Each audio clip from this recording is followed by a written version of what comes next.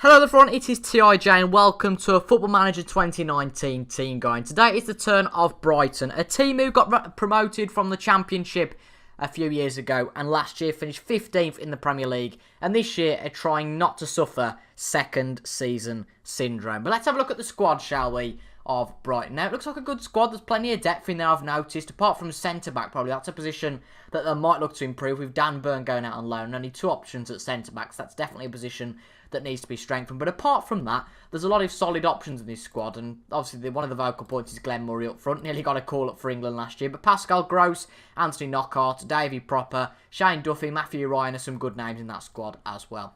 So let's have a look at the players that Brighton have bought in during the summer. They've bought in a future transfer in Dan Ashworth, that's the General Director of Football, so absolutely nothing to do with anything. They've bought in Liam Balogun on a free from Mike. He seems like a decent centre-back.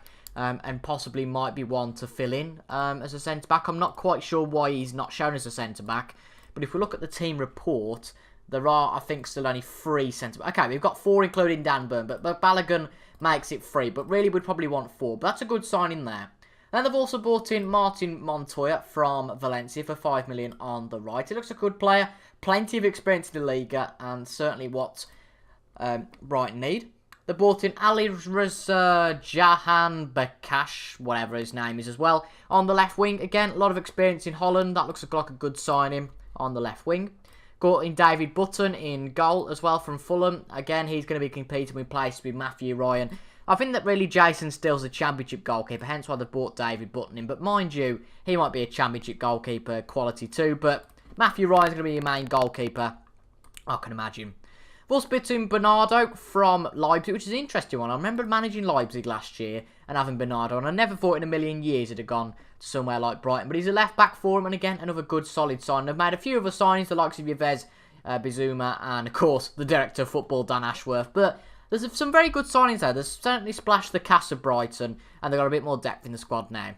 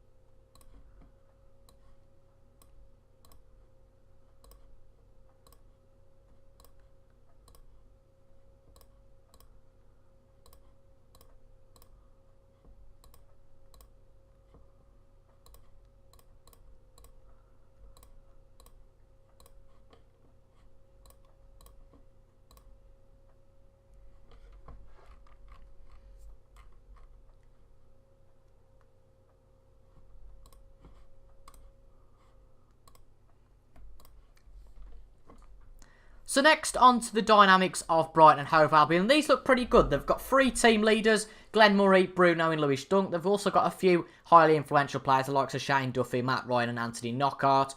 And there are quite a few influential players as well. So the dynamic atmosphere looks pretty good. But just bear in mind that both Glenn Murray and Bruno approach the end of their careers. Bruno at the age of 37, unbelievably, the captain now. And Glenn Murray the age of 34. So these two will definitely be phased out of the team in the next few years. But Lewis Dunk is approaching the peak of his career. I can imagine you'll probably promote him to captain. And let's have a look who you could possibly promote to vice. Maybe someone like Shane Duffy. What's his leadership stats like? Where are they? Leadership's 15. So yeah, could potentially be someone you can bring in. Anthony Knockaert. No, not him as a captain because his leadership's 8. But his work rate's pretty good. Perhaps someone like Matthew Ryan. His work rate's good. His leadership's good. Potentially someone like him. But I guess Lewis Dunk will move into that captaincy, and you won't have too much to worry about. But the only thing I've got to worry about in this squad is that apart from the core social group, there's quite a mix of players in all the different social groups. There's 4 different social groups, and a lot of players in that other social group. But mind you, a lot of these players are players that actually have just joined the clubs. Think over a period of time, you should be okay with the dynamic atmosphere. Next on to the tactic you could possibly use with Brighton. Now, I've gone with a gegenpress because it works with a 4-2-3-1 wide. It's the formation that Brighton play in real life. But possibly, I'd take that gegenpress back a little bit and play counter-attacking, considering you're not going to be favourites at most games, particularly in this first season. And we've gone with Matt Ryan in the goal. We've got Montoya, Duffy, Duncan, Bernardo at the back. Proper and Stevens in the midfield. Pretty much two holding midfielders there. I like the look of that. With Knockout, Gross and Jaham Bakash, or possibly anything else, on the wings, and Pascal Gross, of course, in the attacking midfield, and then Glenn Murray up front. And Glenn Murray's just more of a personal choice. I mean, you have got Lacadia, and you've also got the other chap who's joined, Andone. He's been up there for a season or so, I think, now. No, he's only just joined the club for 5.5 million. So again, Andone, where is he now? Glenn Murray or Lacadia could all go into that position, obviously, depending on what their favourite position is, but just their personal preference, I've put Glenn Murray in there. But there's actually quite a bit of depth in this squad. If we take out the players that are actually not at the club, again, it's not the most depth, but there's a few players off that reserves bench. If we compare, if we've got 7 subs, having 5 players off the bench that are in the reserves is pretty decent depth, I always find, in this FM. And in terms of some of the youngsters, you've got Matthias Norman, Andres Dreyer, and Victor Gyökeres, I suppose you could call him.